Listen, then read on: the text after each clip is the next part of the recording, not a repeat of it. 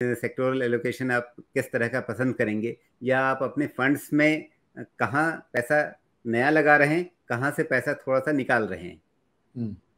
तो मैं कहूँगा कि सेक्टरल एलोकेशन में सबसे बेहतर सेक्टर अगले 2-3 साल के लिए मेरे को बैंकिंग एंड फाइनेंशियल सर्विसेज दिख रहा है, क्योंकि कंसेंसस का डर नहीं लग रहा है? हर कोई बैंकिंग फाइनेंस कह रहा है, तो मतलब बाजार में एक चीज होती है, कंसेंसस जहां पर बन जाता है वहां पर डर लगता है।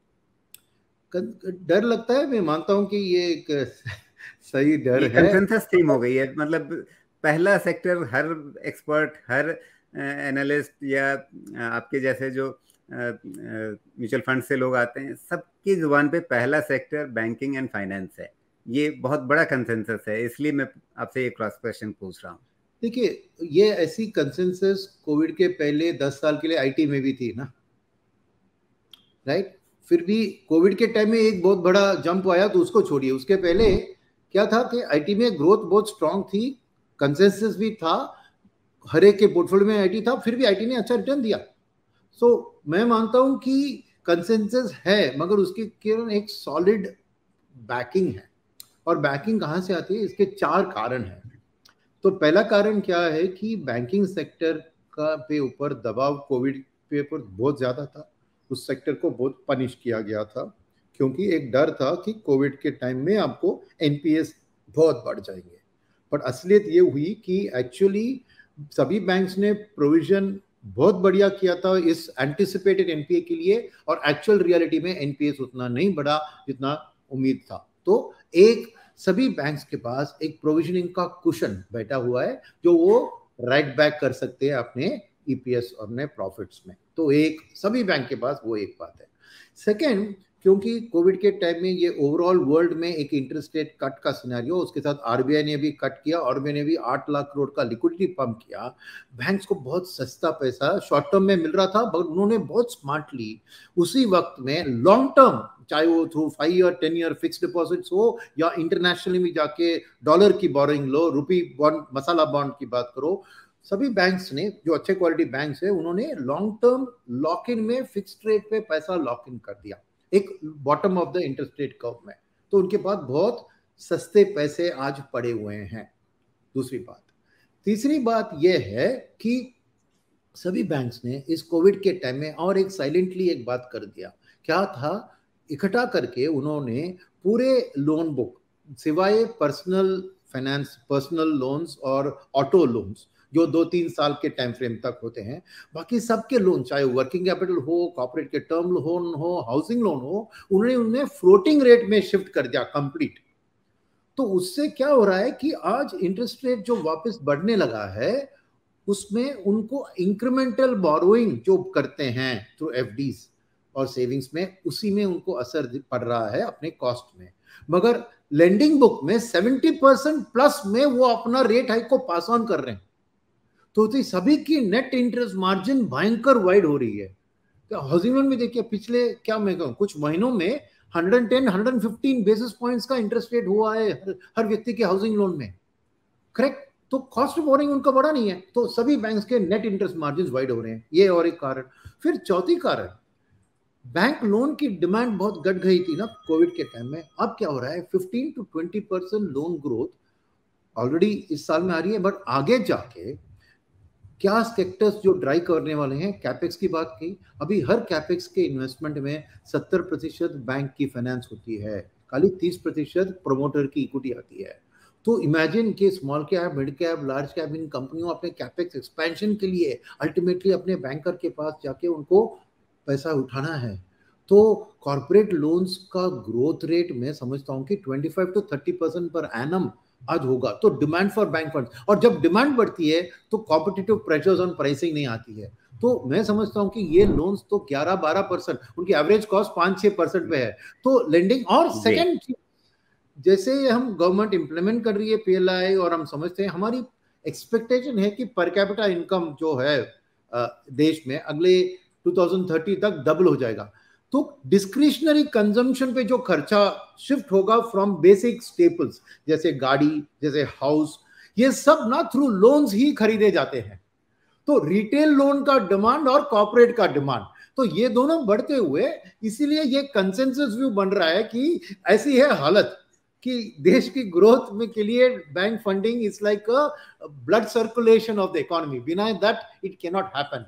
तो ये कंसेंसस व्यू में क्या होगा, आपको सरप्राइजेस कम होंगे, बट बैंक की ईपीएस की ग्रोथ स्ट्रेट अवे आपको पोर्टफोलियो में आपकी ग्रोथ में दिखेगी। बट वो एक इंफ्रास्ट्रक्चर में जो होता है कि 30% का गिरावट फिर 150% का प्लस, वो बात नहीं होगी। आपको एक कंसिस्टेंटली एक बैंक का ईपीएस ग्रोथ आपके पोर्टफोलियो में ग्रोथ के जरिए आ सकता है। तो मैं मतलब ये कि कोर पोर्टफोलियो का एक बड़ा हिस्सा आज की तारीख में बैंकिंग सेक्टर, फाइनेंशियल्स का रखना ही पड़ेगा। और अगर आप इसको रखते हैं, हमारे निफ्टी में भी 1/3 वही है, तो तो निफ्टी में 1/3 वही, आपने बहुत बढ़िया बात की। क्यों? क्योंकि ईटीएफ जो होते हैं, इंटरनेशनल ईटीएफ, जो इंडिया ईटीएफ या इमर्जिंग मार्केट में इंडिया का हिस्सा, उसको चॉइस ही नहीं है। ईटीएफ को तो जो इंडेक्स में हिस्सा है उसको खरीदना ही है। तो ईटीएफ के फ्लो से ऑटोमेटिकली बैंकिंग का परचेसिंग हो जाएगा एफआईएस का। जी, तो बैंकिंग को लेकर के कोई संदेह नहीं, फाइनेंस, बैंकिंग एंड फाइनेंस को लेकर। इसके अलावा मैं कंज्यूमर डिस्क्रिशनरी स्पेस, अभी मैंने हमने लास्ट में, मैंने एंड में आपको बताया कंज्यूमर डिस्क्रिशनरी। यहाँ पर मैं एक शिकायत करता हूँ, ये आप एक्सपर्ट्स लोग जार्गन बोलते हैं और हमारे व्यूअर्स को ये समझ में नहीं आता है। कंज्यूमर डिस्क्रिशनरी स्पेस मतलब कहीं हम किसी दूसरे ग्रह से आने वाले किन्हीं शेयर्स की बात कर रहे हैं क्या? मतलब उसको थोड़ा सा बताइए ना, जो आप तो समझ लेते हैं, हमारे जैसे लोग और हमारे दर्शक उससे रिलेट कर पाए खुद को। श्योर। तो कंजम्पशन जो होता है ना, तो कंजम्पशन के अंदर दो तरह की चीज होते हैं। एक दो आप दिनांक यूज करते हैं अपने डेली लाइफ में, जैसे toothpaste, toothbrush, hair oil, right. इनको नाम दिया जाता है दो तरह के जार्गन वाले नाम। पहला नाम जो सब समझते हैं मगर क्या है कि एफएमसीजी। एफएमसीजी माने फास्ट मूविंग कंज्यूमर गुड्स। क्यों फास्ट मूविंग? हर महीने आपको टूथपेस्ट खरीदने की जरूरत है, राइट।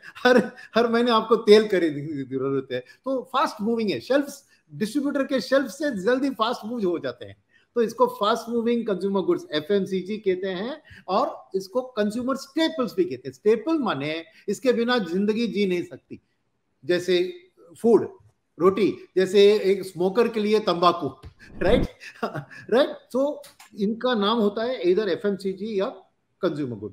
अभी इसके अलावा, राइट, कंजम्पशन में जो दूसरी चीज है उसका नाम देते हैं कंज्यूमर डिस्क्रिशनरी। अभी डिस्क्रिशनरी शब्द का अर्थ यह है कि चॉइस, मेरे पास डिस्क्रिशन है कि मैं खरीदूं या ना खरीदूं।